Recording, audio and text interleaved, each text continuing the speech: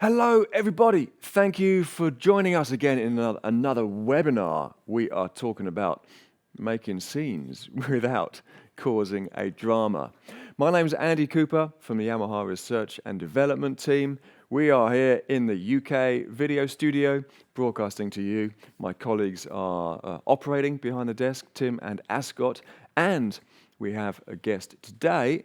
Chris Angel is with me, also from the Research and Development Department. Good morning, Andy. Hi, Chris. Yeah, thanks for joining us. No, pleasure to be here. And hopefully we are not expecting so many insults that we got from Carl last time. I'll do my best. I understand you're dredging at the bottom of the barrel here, but I'll try not to insult anyone. Not at all, Chris. It's an honour to have you with us. And we are talking about scenes, so I was wondering, when was the first time you stored a scene memory? First time I used scene memory on digital consoles would have been way back in 1996 on an old Yamaha O2R, that legendary digital console that we made. But it wasn't really until the early 2000s with the PM1D where the creative possibilities and the pitfalls of using scenes really became apparent to myself and the rest of the industry. Indeed, yeah. And I remember the first time we met, you were maybe fresh from a show running the PM1D. We met at a trade show, and you gave me a long list of kind of requests for how to make it better. So I imagine a lot of those requests are now kind of visible within Some of them, our yes. products. Yeah, some more still to come. Indeed. Hopefully, but it's wonderful watching the development of such products and knowing that you're involved.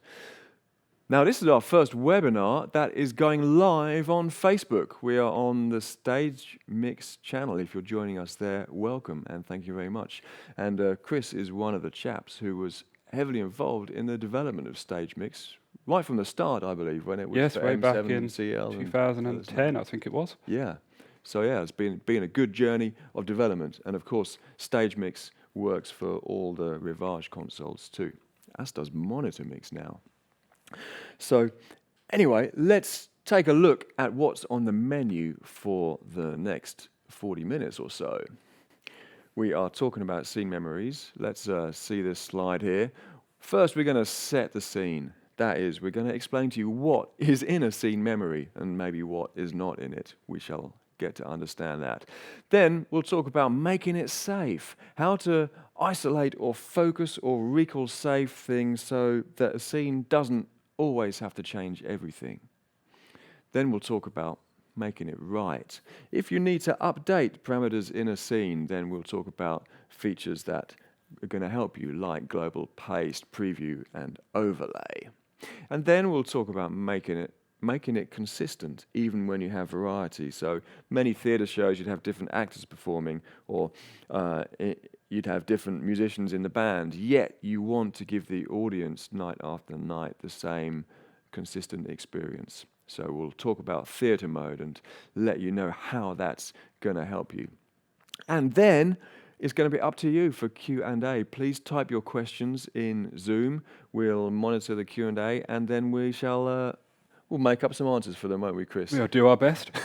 No, we will do our best to answer all your questions, so please type them in. If you're using Facebook, then we don't have the chance to monitor live the chat on Facebook, so I do recommend you try to join us on Zoom and type in your questions through the Q&A panel in Zoom.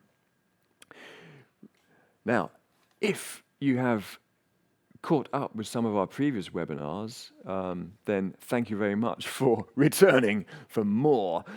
If you haven't seen them yet, then they are archived on YouTube. Go to the Yamaha Global YouTube channel, subscribe to that, and you will see 3 of our previous webinars from the last month or so, including introductions to the new RIVAGE PM family, taking a closer look at their systems and how to design systems with Twin Lane and Dante. So you can find those 3 webinars there.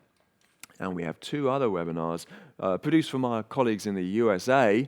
They ran them on their Facebook channel, Yamaha Commercial Audio, and you can find the archives of those there. So lots of information to catch up with. And why this flurry of information? Well, it's because we have new things to talk about. Because at the end of May, we launched our new expanded ecosystem of RIVAGE PM, including 2 new consoles. This one is the PM5. We have the new PM3 as well, and we have 2 new DSP engines, as well as a version 4 upgrade. So PM7 has more channels now. There's new plug-in effects and there's new features across the whole range. So do try and catch up with those bits of information. Now, perhaps it's time that we got on with business. Do you think, Chris? Let's talk about scenes, scene memories. That's why we're here. Let's run through this PowerPoint and let's explain to everyone what is in a scene. So, firstly, the most obvious, of course, is the highly visual parts, the fader levels and the on keys, the DCAs, mute group assignments, which channel is in a mute, and then pretty much everything that's going to affect your sound. So, head amp settings, input gain, phantom power, EQs, dynamics, delays, pan, balance, inserts, direct outputs, mix and matrix sends. And we can go on. Channel pairs, links, bus setup, surround mode. Now, this is quite a key thing, isn't it, Chris? In the bus setup, because it's not only whether a bus is stereo or mono, whether it's fixed or variable, but when we were chatting earlier, you also made this point, didn't you? The send points are all included in the scene memory. Indeed, yes. It's almost quite unique, I think, in digital consoles to have such a flexible and recallable bus structure. Most consoles lock these down as part of the session, but in Yamaha you can change the bus structure on a scene-by-scene basis. Yeah, cool. And we've got all the follow features as well that are included in the scene, whether a send follows the fader or the DCA level or not. So yeah, that's all included. And a key point, if I may interrupt at this point, about all Yamaha digital mixing consoles, not just the PM for that matter, all of these parameters which are stored in a scene, it's important to understand they are always stored, whenever you hit that store button, all the parameters, all channels, every single storable parameter is always stored. There's never a partial store. Yamaha operates on the premise of store everything, but recall partially or in a focused manner. Yeah. Very good point, Chris. Yeah, thanks. Yeah, every scene is always all those parameters. Yeah, let's go back to the PowerPoint, because there's still a few more things to cover, which is in a scene. All the plugins, graphic EQs, Dugan Auto Mixer, all the input and output channel patching as well is in the scene, and the channel colors and names that you see on the screen. And finally, the fader bank selection. So which bank of faders you want to see in front of you, whether you want to see custom layers or input channels or DCA layers, mix or matrix. So with each scene, you can change which faders are going to appear under your fingers. So I hope that helps to explain. Now let's talk about what isn't in a scene, because there are Pretty important. Yeah, there are lots of parameters in the console which are not changing scene by scene, and they're mostly to do with setup. And they're mostly the kind of things that you don't want to change scene by scene, like twin lane assignment. So which channels are going through your network from your I/O racks to your DSP engines and back again. All your Dante setup and your network settings for connecting with other equipment like PM Editor or Stage Mix or Monitor Mix apps. Then port-to-port patching. That's the only patching that isn't in a scene memory. Can you explain Indeed. port-to-port? So port-to-port simply allows you to take an audio into an input and route it straight to an output or multiple outputs, bypassing any mixing channels or the DSP in any way. Hence, it's outside of the scene management because it's not part of the channels. Yeah, so typically you could use port-to-port for comms kind of thing, communications, rather than for actual mixing. Yeah. So then there's things like MIDI and GPI setup. Now, of course, some GPI outputs can be triggered from a scene recall. Of course, yes, your control changes or your high and low state of GPIs, etc. And a MIDI message being received can trigger a scene recall. Of course. But the setup information for that is outside of the scope of the scene. Yeah. Then we've got all the monitor, cue, oscillator, and talkback features that are not changing scene by scene, and then your level metering points as well. They are statically controlled. So I think that makes a good deal of sense. And then finally, user setup. So this is customizing your surface. So how you want the screens to work with the fader layers. And how you want your user-defined keys to work and your preferences. And crucially, the custom fader bank assignment. That is which channel is assigned to which fader in your custom layers. Correct. This is different from the CL This and is QL, different from isn't it? CL and QL. The main reason for that being, well, we should say CL and QL, the actual assignments were recallable scene by scene on each fader layer. But of course, the CL and QL had rather limited number of total custom fader layers. Yeah. On the PM Rivage, well, we seem to have gone a little bit crazy here, actually. I think we counted yesterday 30 layers are possible per bank of per 12 bank. faders. Yeah. So that's an awful lot of custom fader layers. So it's not really a problem. You simply store your necessary assignments to that layer and recall that layer. Yeah. So you can have a lot of layers stored in the user setup, and each scene chooses which layer comes to the surface. Yeah. Then finally, mute group on/off is not in a scene. Now I think this is useful because it means you can mute certain channels with a mute group and know that they will stay muted even after the next scene is recalled. Indeed. Yeah. So the assignment of which channel is in which mute group is stored scene by scene. Correct. But the actual mute, active or inactive, is Only for out mute of groups, scene. not for DCA groups. Yeah, DCAs are all totally within the scenes. Great, wonderful to clear that up. I hope that's helpful for you. But let me remind you, Q&A. Give us your questions and we'll do our best to answer them live at the end of the webinar. Next, a few more topics for us to discuss. Subscenes. So subscenes is a new concept for the Rivage PM systems, isn't it? Can you explain the idea? It's very simple. Traditionally, Yamaha scene numbering was always fixed whole numbers from 1 going down. But that caused a problem when you needed to insert a scene, naturally, because it resulted in scenes being bumped down, effectively. So perhaps you had a script with certain scene numbers locked to certain queue lines, for example. Well, that's a problem now, because the scene number was changing whenever you had inserted a scene. So subscenes simply insert a decimal point, a point scene, between the whole numbers. And I think it's up to 99. Yeah. And it's a simple shortcut on the console, Shift plus Store. That's right. To create a subscene. The scene itself is identical in any manner to a normal scene. It's just the numbering that is more flexible. Yeah, so a subscene has a decimal point, but it's still got the same parameters in it as a main scene. Exactly. Yeah. And you can have up to 99 subscenes per main scene, up to a total of 1,000 scene memories in your library. Yeah. Okay then. And another thing that's new on a Rivage PM console is an update button in the scene memory section. You can see on the PowerPoint there, we have an update button and a store button. What's the difference? The difference here, well, the point of it is firstly to speed up your workflow. So again, on previous Yamaha consoles, you hit store, it always went to create basically a new scene, or try to. But maybe that's not what you want to do. Maybe you want to update your currently recalled scene. And that's what the update button will do. It will always just restore your current scene to that same number without changing it. Whereas the store button will always now create that new scene. Yeah. So you may end up using the update button quite a lot more frequently than the store button. Yeah, during rehearsals at least.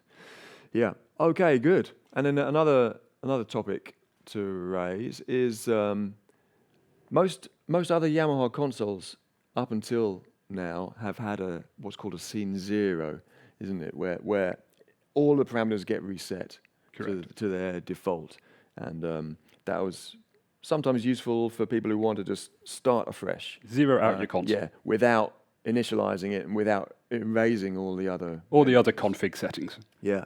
So some people, when using Rivage for the first time, they're puzzled as to why is there no scene 0.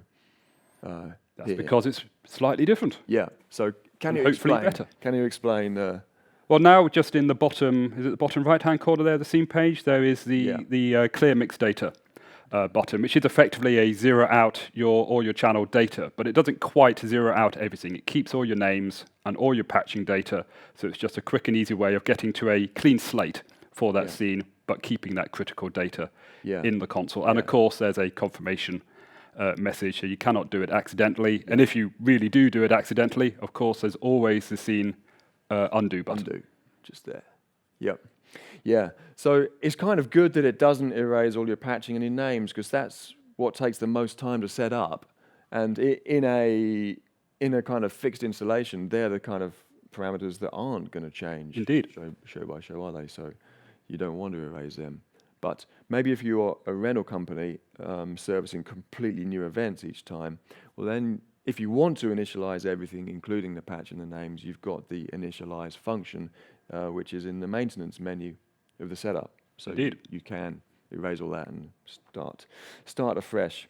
So if you are that sort of rental company that starts new events completely fresh, then I would recommend that after you've initialized the console, store the scene.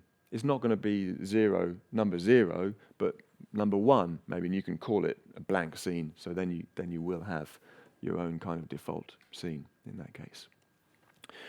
All right.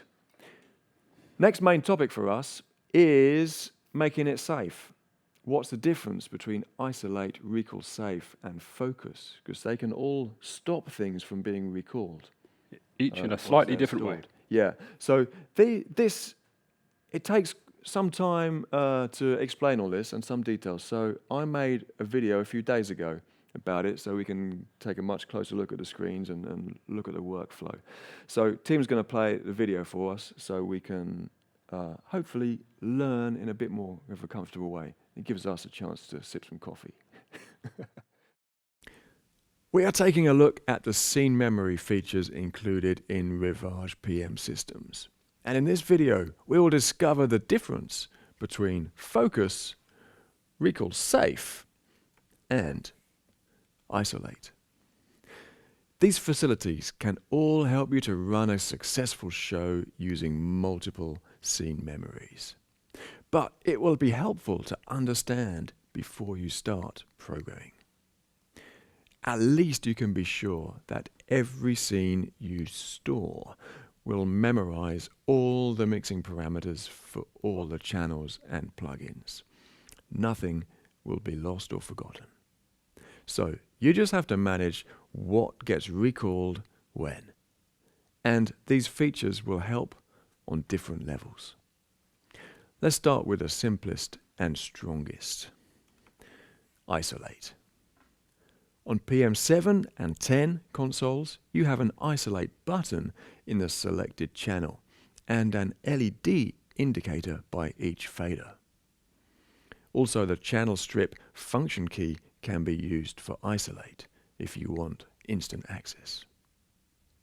On a PM5 or PM3 console, you can find it in the selected channel view, and you can tell a channel is isolated by the red border around the channel name.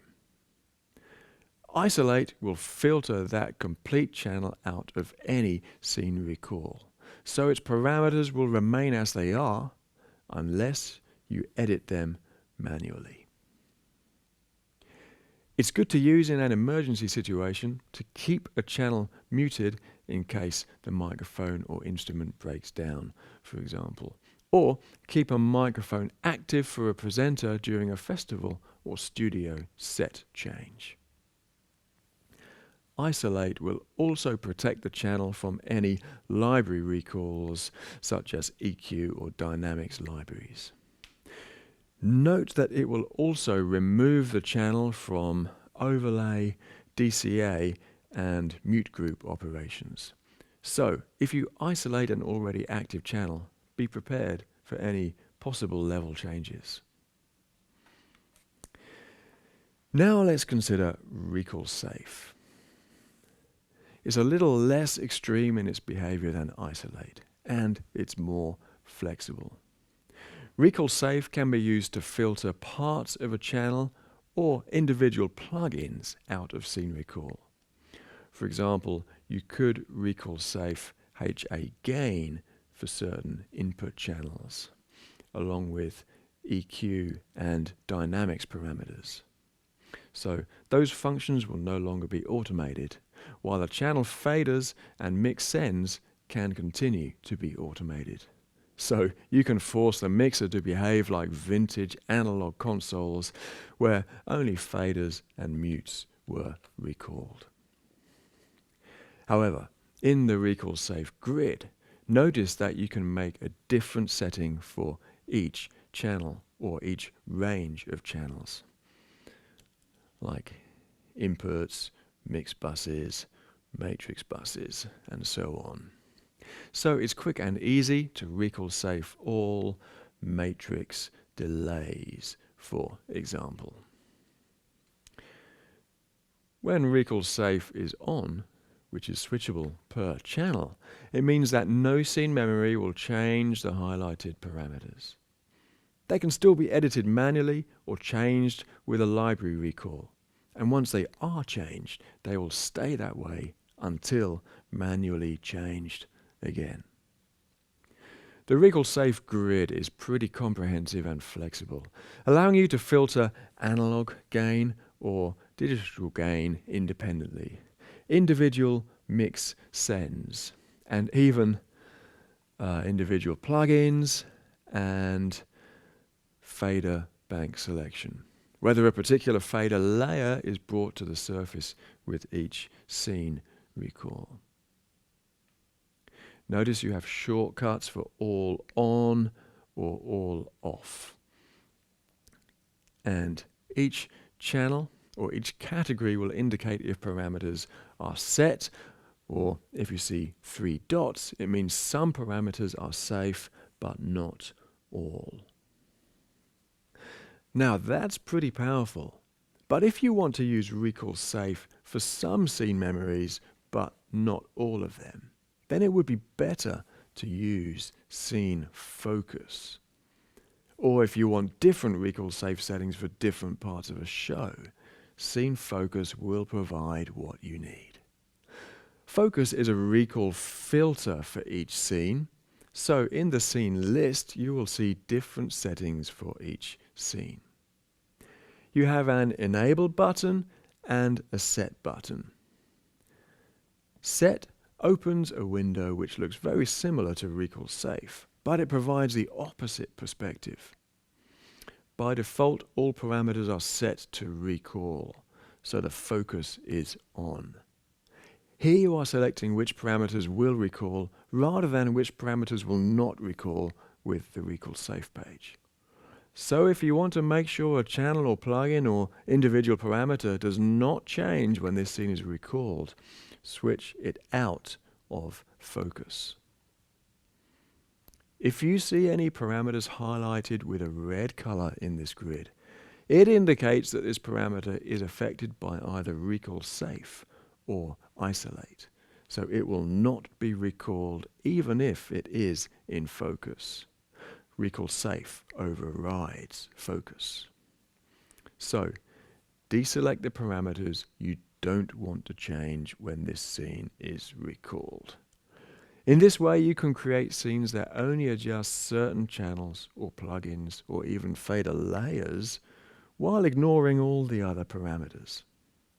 It could be used when a guest musician joins a show for one song, or when a guitarist changes to a mandolin, for example.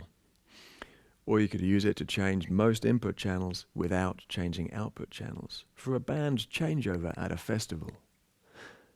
Or in a theatre, some scenes could use focus to only change channels for the orchestra, while other scenes could only change channels for sound effects or vocal mics.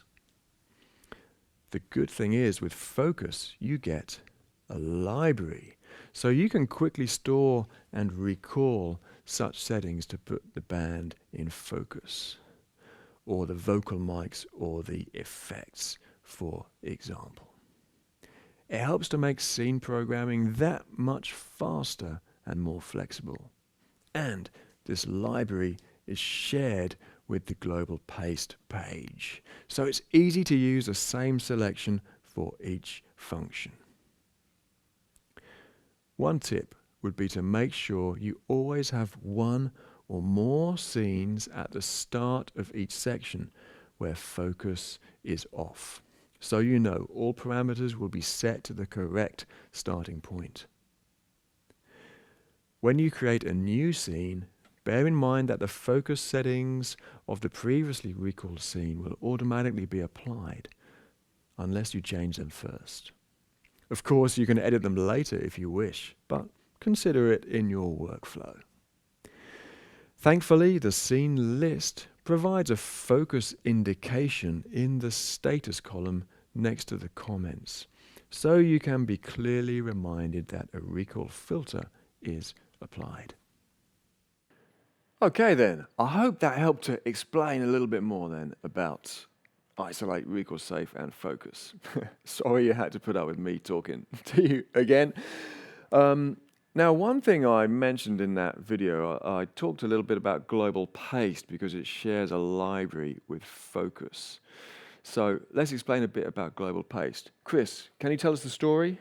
What is global paste for? Relatively simple, but it was a problem that people encountered in the early days of scene management systems. How to apply changes you've made, perhaps during the event of a show, and at the end of the night you want to apply those changes back retrospectively to one scene or maybe a range of scenes, ideally without having to recall, recreate those changes and restore scene by scene. That's rather tedious. So global paste allows you to select individual parameters or an entire group of parameters and then paste them in a single operation to a range of scenes or a single scene in one single operation without having to recall each scene step by step. Yeah, okay.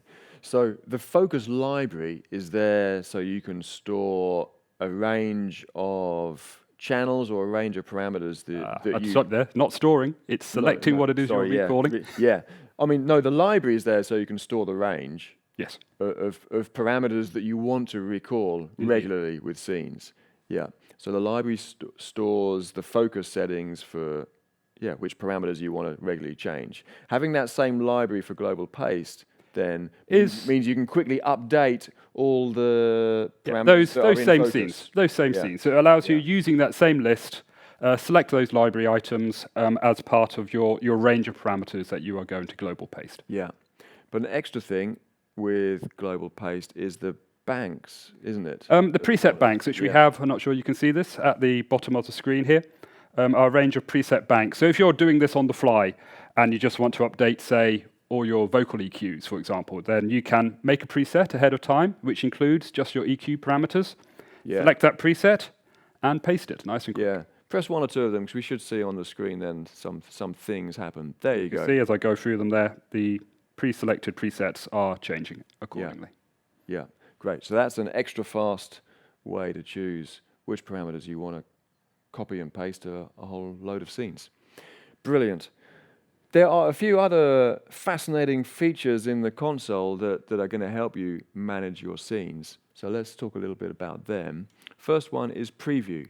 Now, preview mode is your sort of get out of jail free card. Indeed, it's not a new feature. Yamaha consoles have had it since probably about 2002, 2003 time. What preview allows you to do is effectively it takes the surface offline. It disconnects the surface from the processing. And so the processing remains in the background, running as normal on your current scene. But in preview mode, you can now recall other scenes, make changes to your heart's content, and restore them without affecting the currently live audio.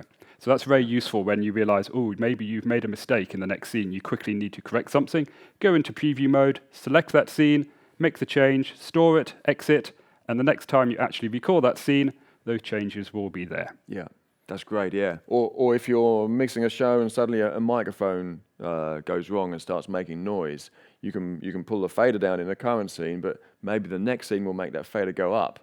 So you need to enter preview mode, then go to the next scene. Potentially, though, maybe in a case like that, recall safe would be a good option to use. Or you could activate isolate. Or isolate, which is the whole point of isolate for emergency situations like that. Yeah.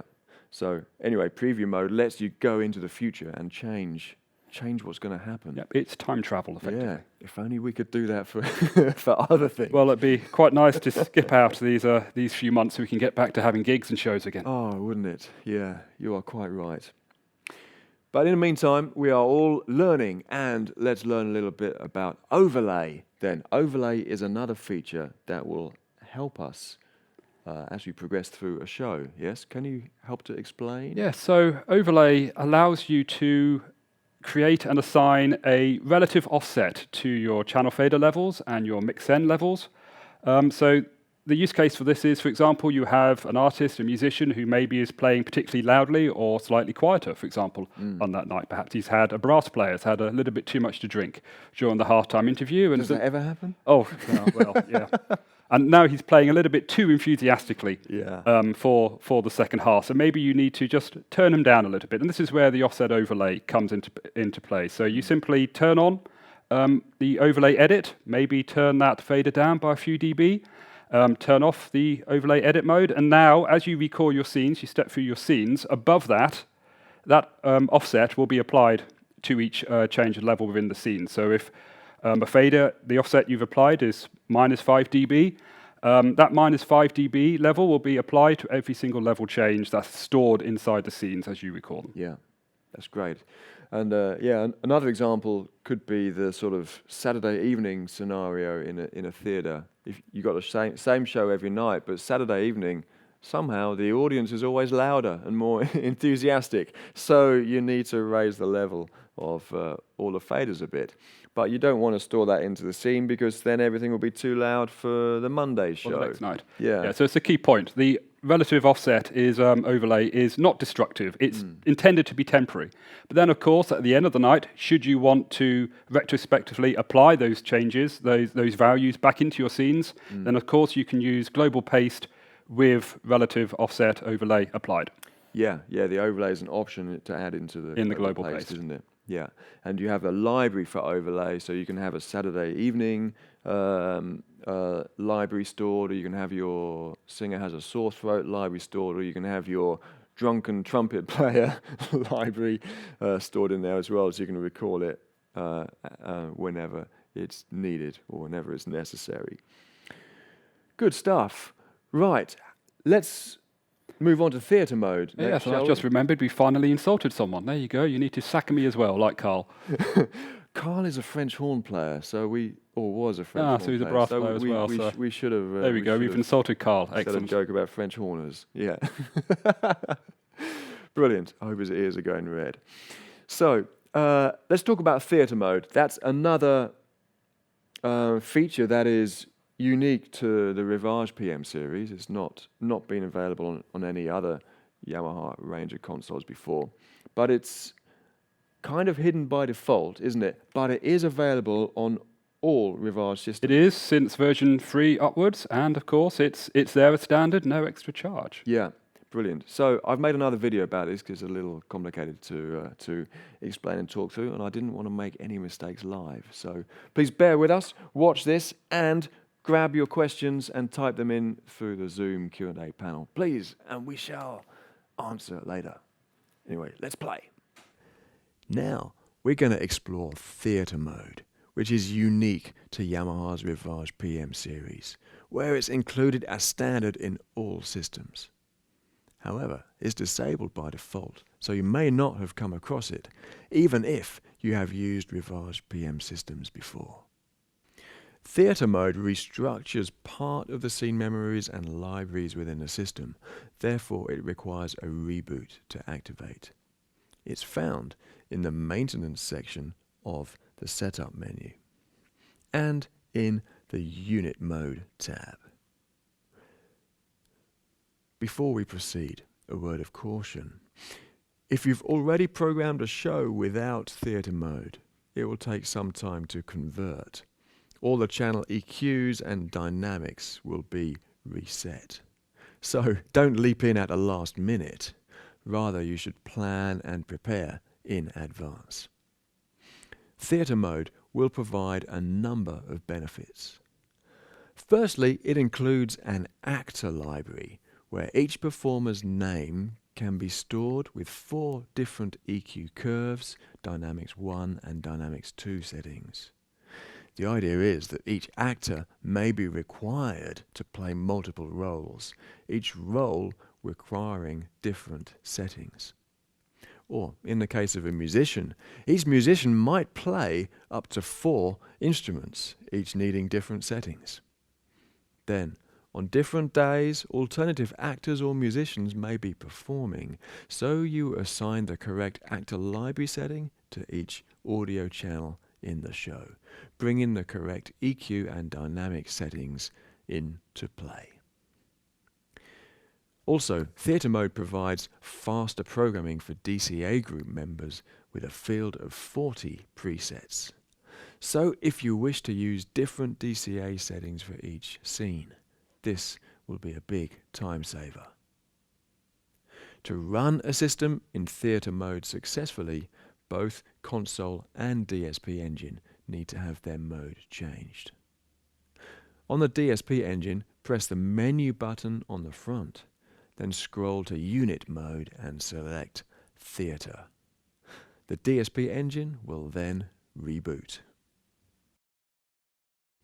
Once the engine and console are synchronized again, you can start programming as normal, with patching, channel names, bus setup, routing, plugins, and so on.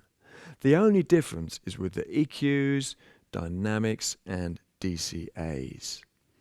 Now, when you look at a selected channel view, you can see a bank button below the EQ curve. Press that to see the 4 banks. Now you can program 4 different settings for EQs and dynamics. They can be linked if you prefer. The bank selection A, B, C, or D will be stored in the scene memory, while the parameter settings will be stored in the actor library. The banks can be named to help you remember what they are for, perhaps for different roles played by the actor, or when they wear a hat or start singing, or for different instruments played by the same musician. Take a look in the Recall Safe grid, and it will help to explain. The EQ and dynamics parameters for input channels are no longer available for Recall Safe. They are not included in the scenes, but the bank selection is there. So the scene can recall whether a bank for singing is needed or a bank for wearing a hat, which may be partially covering the mic and changing its sound. But the contents of the bank comes from the actor library, so it depends on which actor is assigned to that channel for the show. Let's take a look at the actor library.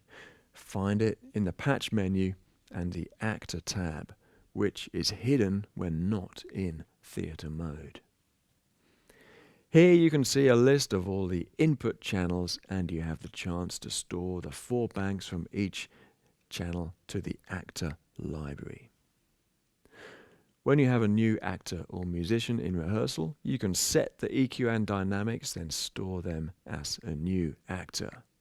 Then you can freely switch between actors and their settings at any time. Keep track of which actor is in which role at the top of the channel strip display. As you progress through the next rehearsal or show and make some parameter changes, you can later choose whether to apply the changes and update the actor library or revert back to the previously stored settings. So, for each show, you will build up a library of actors, and whenever one is replaced, it'll be quick and easy to accommodate the new settings. The actor library can be stored with the scene memories onto a USB drive and loaded into other consoles later in case the show moves to a new location. Before we finish, let's take a look at the DCA presets. Find them in the Channel Job menu and DCA Group Assign. Many theatre shows rely heavily upon using DCA faders and changing their assignment with each scene, following the order of the action on the stage. It means a lot of programming needs to be done during rehearsals. To save time, use the DCA presets, which are only available in Theatre Mode. Once your DCA assignment is made, touch the Preset button to see the bank of presets. Then touch Save as Preset and select one of the 40 banks. This will save the assignments, the DCA name, icon, and color. Save them, for example, for the male chorus, female chorus, each lead actor, sound effects, band, orchestra, and so on. When creating a new scene, select a DCA, then touch one of the banks to instantly assign the channels to that group. If you like, you can also enable Channel On follows DCA assign to ensure the input channel is on and ready once the DCA fader is pushed up. It's quick and easy to populate your DCAs again. So, I'm sure you can imagine how theatre mode is going to help your next show. Remember, it's available on all Rivage PM systems, PM3, 5, 7, and 10. Thank you everyone for sticking with us and watching that, and sorry again that had to be me talking so much. At least I'm not alone in the studio now. So thank you everyone who has sent in your questions so far. It's wonderful to see them. We will answer them in just a minute. If you do have a question and you haven't typed it yet, go on to the Q&A tab on Zoom and type your question to us, please, and we will do our best to answer between Chris and I. But just before we get to the Q&A, let me draw to your attention a few additional online resources we have. If we shine this slide on the screen, then this is the website to go to. If you're never sure of what website to find everything on, type this, yamaha.com/2/pro audio, and that will take you to a page where you choose which country site you want to access, whether it's European or American or anywhere else in the world, and it will get the right language for you too. Anyway, go there. You can download PM editor software to work with this. You can download latest firmware and manuals and a whole load of other resources. So please take a visit. Then keep up with us on social media. Perhaps you're watching us now on Facebook, and thank you for doing so. If you're watching us on Zoom, then afterwards take a look on Facebook. Just search for Yamaha. You'll find several Facebook pages from different countries around the world. Find us on Instagram with Yamaha Pro Audio Official, and find us on LinkedIn with Yamaha Professional Audio. Keep in touch with us there. One more thing, YouTube. Yamaha Global is the place to go on YouTube, and you'll find tons of videos, not just about Yamaha Pro Audio, but about many Yamaha musical instruments too. Anyway, in the Pro Audio section, you'll find archives of our previous webinars. You'll find training videos about Rivage PM systems. You'll find feature vlogs and a whole host of other things. There's probably weeks worth of videos up there for you to digest. So enjoy that. Regarding future webinars, we don't have any dates for you yet, but we are planning a whole bunch of extra webinars, so we will be back with you soon. Anyway, some questions have come in, so let's take a look at those. We have one question that was like a repeat from the earlier session we did, Chris, and that is, when you store your console files onto USB, what gets stored? Indeed, and the answer to that is rather up to yourself. Is it easiest just to look at the screen here? Let's do that. So that. setup menu, and then save load. Yeah, we've got the close-up camera there. And if we click save, by default, you've got all. All that will save, of course, all of the entire scene list of your console and all your configuration and setup. Yeah. Or you could choose just to store your scenes, or some input or output libraries, the actor library, if you want to store that separately. Plugins, each plugin has a different library. Name libraries. overlay and focus libraries, and finally the setup library. So the user setup, that's where you store your custom fader layers and so on. So that can be handy to have as a separate file perhaps. So if you're visiting a console in another venue, you can load your favorite layer and user-defined settings without overwriting the settings that are already in that console. But despite this fact, we would generally recommend that you would always select all. Indeed. Because in the load page, yeah, let's go there. You've got to scroll and find a file. There we go, and hit load. You'll find there's also a load filter here, and all those individual elements that you could have stored can also be loaded independently out of an all file. Yeah. So here you choose which libraries you want to load, and that's the destination. So you can make sure you don't overwrite individual anything. scenes. If you're at a festival, you can load in your band scenes. Yeah. Choose a scene and choose where to put it in the current scene list. So it's pretty flexible, isn't it? Yeah. Okay, let's go on to another question, and I like this one. Can the pre-post position, that would be from input to mix or matrix, can it be set independently from each channel to each mix? The answer to that is yes, it can be. Indeed. Let's show that on the screen. In the setup menu, we go to bus setup, and we can see here input. This is showing input channels currently going to mix 2 at the moment. Yep. So each channel could indeed have a different setting. And if you want to change your mix, go to another mix, and you see it can be different again. And as I'm not sure that was mentioned earlier in one of your videos, these settings are also stored into each scene. Per scene. And can be pasted as well. Yeah. As part of the mix setup.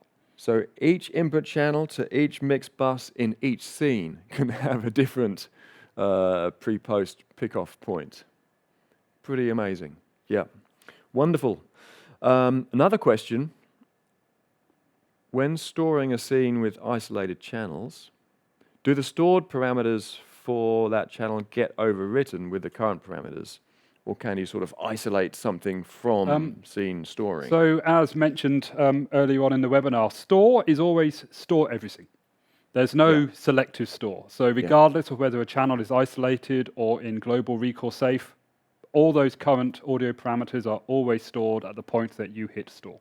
Indeed, and it's quite comforting to know that as well. It is, actually. Yes. Nothing's going to be missed by mistake or by accident. Yes.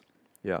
But if you do have isolated channels that perhaps you've isolated for one day but don't want to isolate the next day, then after you take them out of isolate, set them to the position you want them to be in, and then you global paste them to the scenes you're going to use. Yeah. So global paste can be a very useful feature for that. Another question we have is from QLab, for example, which is, as we know, theatre automation. What would be the best way to link a theatre automation system with recalling scenes on this console? So at the moment, of course, we recommend good old-fashioned MIDI. Yeah. For that. That is your best bet at the moment. But having said that, I think in some forthcoming firmware releases, we will have a couple of new options. So one of them will be using Yamaha's SCP protocol in combination with the Python scripts, as you can do today with CL and QL and TF consoles. We'll have that option in the not-so-distant future, and we'll also have a third option available, which we can't quite talk about yet. Right. So there'll be anyway, an IP network protocol option. Yep, for those of you using a network and don't want to MIDI. use those MIDI DIN sockets. Yeah. Or, of course, GPI can be used as a trigger, can't it? Potentially, yes, if you have a suitable GPI interface. Yeah. Yeah. And that leads us on to another question, I guess, about timecode. I guess the question is, can we recall scenes from timecode? The answer to that is yes, you can. So all Rivage consoles feature a linear timecode input. It doesn't have to be linear timecode. It could be MIDI timecode as well.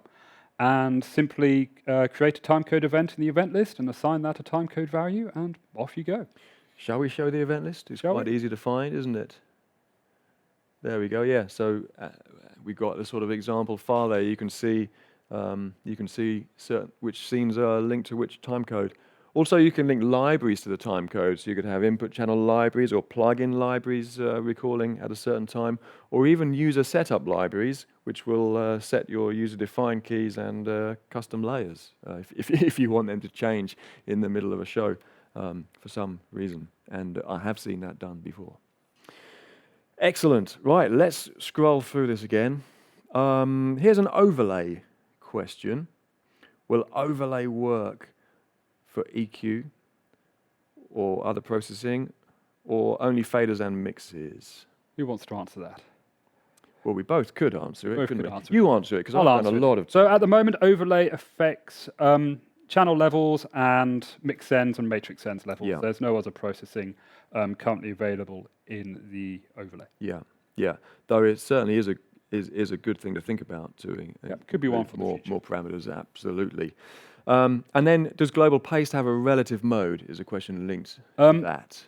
A little bit difficult to understand exactly what the viewer means there, but global paste, if you're using the overlay, then yes, you can paste the overlay using global paste. There's a separate option in there. When you go to... Yeah, it might just be possible to see. It's grayed out there because overlay is switched off. Not active, but you can apply overlay settings into your global paste. If you switch on overlay and then go back to global paste, then it's going to be available and can be switched. But yeah, it gives you a warning, of course. Lets you know what you are doing. Yeah, indeed. Once you've done that pasting with overlay, you don't want to keep overlay on. Because you'll end up just otherwise adding and adding. Double the relative change. Yeah. Okay. Good stuff. Okay, shall we go for this one from Nicholas here? Sure. Yeah. So, can a slow fade of a channel be programmed into a scene? Yes, is the simple answer to that. Yes, all scenes can have a fade time selected. Shall we take a quick look here again? Oops. Yep.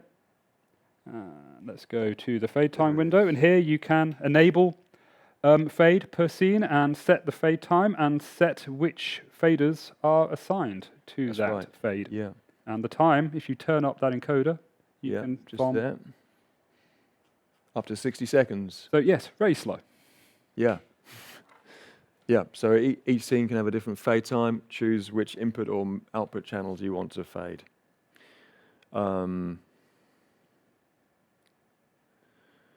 Another question here, which is not exactly related to scene memories, but in virtual soundcheck, can I A/B the silk settings? That's interesting. It is. Well, okay, who wants to go? No, you can't, can you? No, you can't, because virtual soundcheck is coming from a digital input. Yeah. And silk is on the analog preamps. So indeed, no, you would not be able to A/B it, unless, of course, you had recorded your virtual soundcheck. Well, even then, you'll be switching between. Yeah. Things So about it. if you want to A/B silk on or silk off, or silk red versus silk B, then I suppose it would be, well, you either need a live band and switch for real, or you put a Dante card in your stage box, your RPIO unit, and record the outputs of that, and then manually switch and then play back the recording.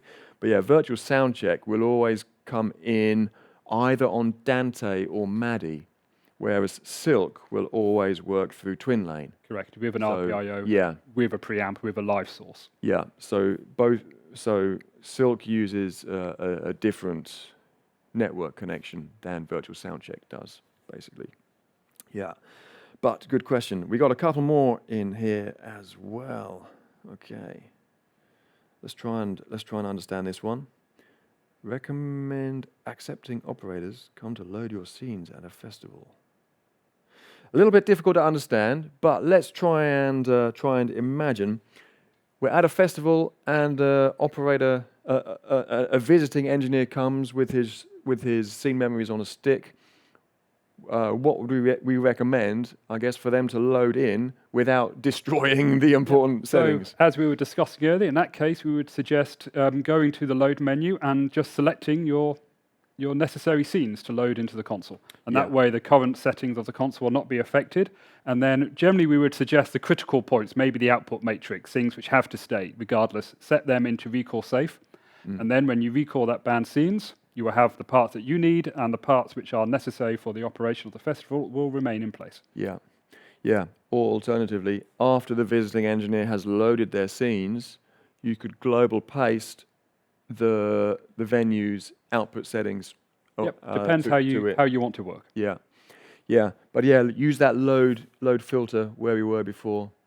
Setup, save load page. Choose your file. Press load. Go to the scene list. Choose which scenes you want to load, and that is not going to be destructive at all. That's adding scenes to the list. Yeah, and it's not overwriting any of the current settings on the desk, so it's quite safe. But you could also go to your setup and load your user setup, so you can load in your own custom layers and user-defined keys as well, and that's also not going to overwrite anything that's already in the desk. So that's the way to stay safe at a festival. Good number of questions coming in. Thank you, everybody. Here's another one. Right. Which parameters can be cross-faded between scenes? It is currently just fader levels, isn't it? Correct, yes. Yeah. Yeah. Other parameters will move instantly to their destination. To their target. Position. Yeah, target position. I like your language. Yeah. Oh, here's a simple one to answer, Chris. Can a scene change user-defined keys? Not via scene change, but you can via user preset. Indeed. The other way around, a user-defined key can change a scene. Yes. Yeah. You can That's not the question, I think. Yeah. You can press a user-defined key and that can trigger a scene recall, either a direct recall or a next scene or a previous scene in the list. But yeah, in the event list, we did briefly go there, didn't we? In the event list, you could put in a automated user library recall. Let's show the user library because we haven't been there exactly. Setup menu and here, this one here. This is the user setup library. It stores the preferences, the custom faders, the user-defined knobs and keys. That library there, you can trigger to recall in your event list, for example, and that will change what your user-defined keys are doing. So you could, therefore, change your user-defined key mapping in the middle of a show, if you want to, or perhaps between acts, for example. But do remember, you do have 4 banks of user-defined keys down there. So each bank has 12, so you've got 24, 48 user-defined key possibilities already there. So it's a lot of choices. A lot of options. A lot of choices. We are running out of time. We're going to have to end in just a minute, but we'll keep the Zoom open for typing questions, but we will close off after this last one. Let's try and decipher this. Thanks for writing it. I wonder how long it took you to digest all that with a must hands-on console. So I guess you're asking, how long did it take us to learn everything about the console? I can't remember. I've had the privilege of being involved in these consoles since day one of their very inception. So indeed, yeah, quite some time, actually. when you help to decide what specification the console is, you tend to learn a little bit every day, and we are still learning. Actually, learning every day, and it's a wonderful experience to have such a product that instantly is so easy to use, yet has so much depth that you can keep on discovering exciting new things every time you use it. So that's a wonderful thing. Anyway, we've got to close now. We've been on air for almost an hour. So, Chris, thank you very much for joining us. Oh, my pleasure. Thank you for having me. My pleasure too. So we'll be back again sometime soon. We are planning future training and presentation content for you. Thank you very much for joining us, whether you've been on Zoom or on Facebook. You'll be able to find, obviously, our archive will remain on Facebook, but so go there for our archive, or it'll most likely appear on YouTube quite soon as well. So do keep in touch.